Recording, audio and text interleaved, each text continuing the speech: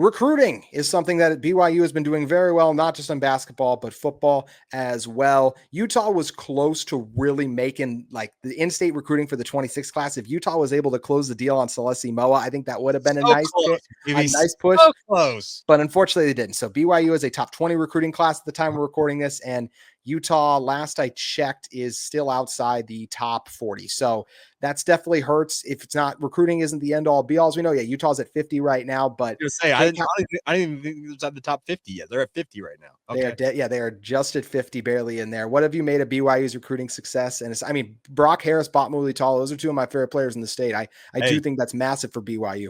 Don't forget the man, the myth, the legend that is already Ryder Lyons, everybody. But here's the thing, JT. In many respects, and you most of your Ute followers and listeners will know that I've been doing sports radio here in Salt Lake City for a long time. In so many different ways, this feels like the inverse of what Utah and BYU recruiting has been for quite literally since Utah went into the Pac-12.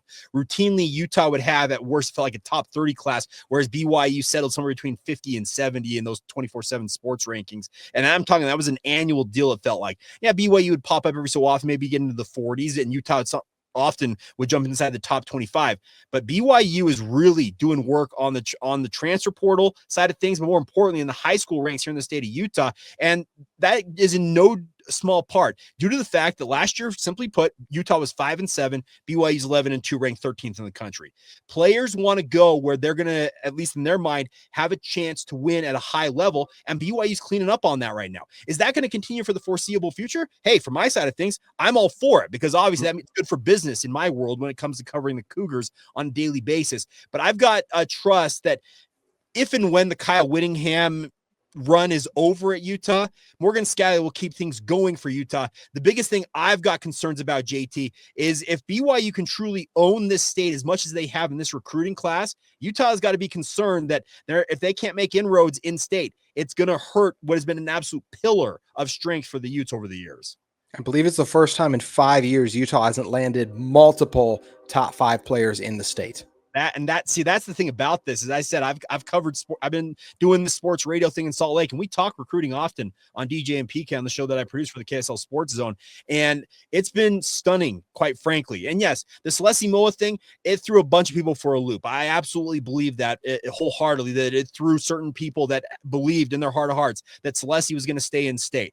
I had heard for many, many months until recently that he had eyes to go out of state, and then it had shifted where it sounded like Utah was absolutely in the mix. Well, ultimately, the intel I was provided early on proved to be the true fact that he wanted to go out of the state of Utah, and that hurts because Utah, as you mentioned, they don't really have anybody into the top 10 of the state of Utah, which, let's be honest, it's a gem when it comes to recruiting in the state of Utah. We may not have the overall numbers that a Texas, a Georgia, a California, or a Florida have in terms of the overall athletes, simply due to the fact we don't have as big of a population. But I'm telling you, on a per capita basis, the state of Utah is absolutely punching above its weight when it comes to the quality of athletes that the state produces. And BYU's been cleaning up on it, and they're going to benefit from it for years to come. Totally agree with that. And especially if we look at what BYU has been able to do too. I mean, not only we mentioned some of these guys, right? Like the Tassilia Kanas, the Hunter Clegg, Ciale Acera, the offensive lineman who was at Timpview and then went to Bishop Gorman. That is a hard last name to pronounce. Jake. Kalani Sitake. There you go. Yeah. That's why we used to work together. Good partnership right there. So you just look at what this BYU team's been able to do, and it has been really strong. And Utah's got guys I like, right? Like Jaron Poole is a nice get for Utah. I think Kenan Poole will be a good player too. I actually really like Isaiah Guy. I forget to say Timpview safety. I think he's going to end up being a guy for this team too. But it's unfortunate for Utah that they have lost that stronghold on recruiting in the state, because who are some of Utah's top players right now? Smith Snowden, Lander Barton, and Spencer Fotto. And all of those guys were massive recruiting wins. And if BYU does end up, and like I said, maybe they will still be at the top of the conference this year, reach it there. Like it'll probably be in part because Akana came on as a pass rusher and was a guy.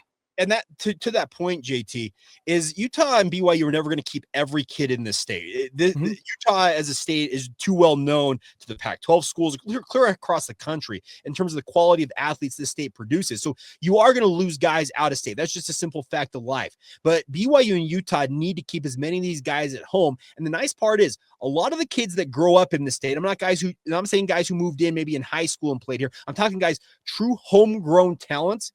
A lot of people don't want to leave this state, and you've got to make it compelling for them to want to stick around. You know how you do that? If you're Utah, you just go back and bounce back this year. You believe that Utah can make a run at the Big 12 title game. If they pull that off, guess what? It would not surprise me to see this recruiting battle come 2027 class completely different. Right now, BYU's got the upper hand, and they're going to have to maintain that. NIL and transfer portal and all that stuff comes into effect when it comes to that. I know that they've changed the rules on this, JT, but I think you and I both believe it's one lawsuit away from going right back to the way it was. It just feels that way. But the bigger point is BYU has got a hot hand right now. They're going to have to maintain that. But Utah, they can get right back off the deck and right back into this race with a strong season in 2025.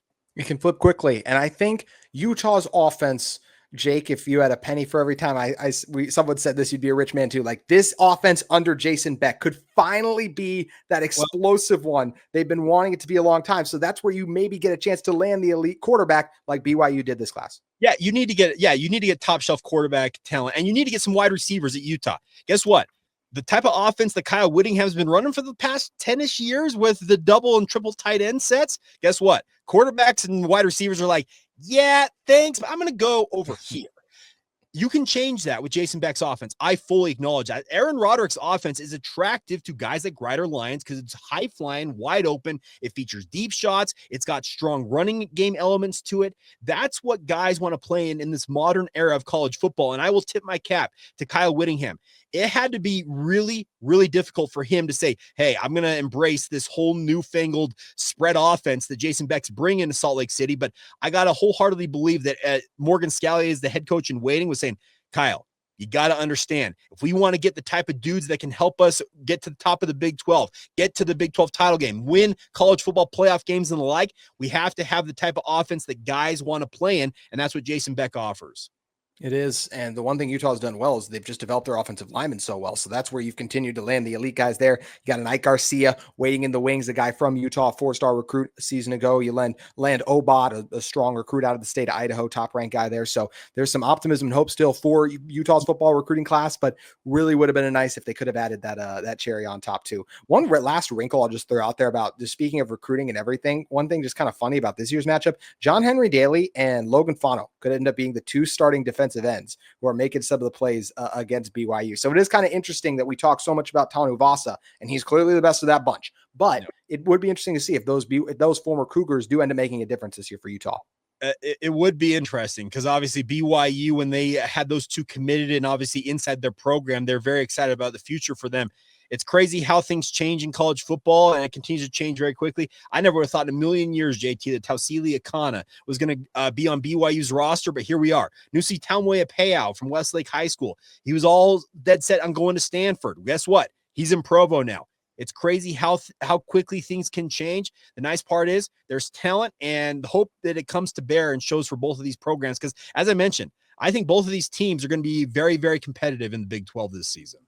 I think BYU, even though I'm a little down on them from a win-loss perspective, I think Drake, shut up, Drake. Don't do this to me right now.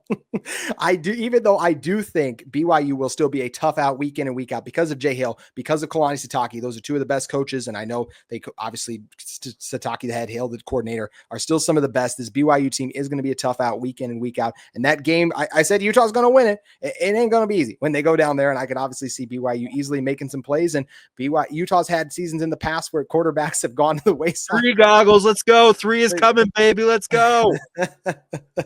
I cannot wait for the next crossover we have in November or October. Should be in November. That's a whole nother discussion for another show, but we'll do it in October. But before we get to that matchup, we got so much great content coming your way. Locked On Cougars with Jake Hatch. Make sure you guys continue to like, subscribe, follow there. I'm Locked On Utes. JT Wister still here. Jake, it's always a blast, man. Thanks for coming on. Thanks for having me as always, JT. Hope you're well. Hope you are well too, my friend, until you play Utah and then finally suffer that loss. That's going to do it for our show today. We look forward to seeing you guys on tomorrow's Locked On Utes and Locked On Cougars.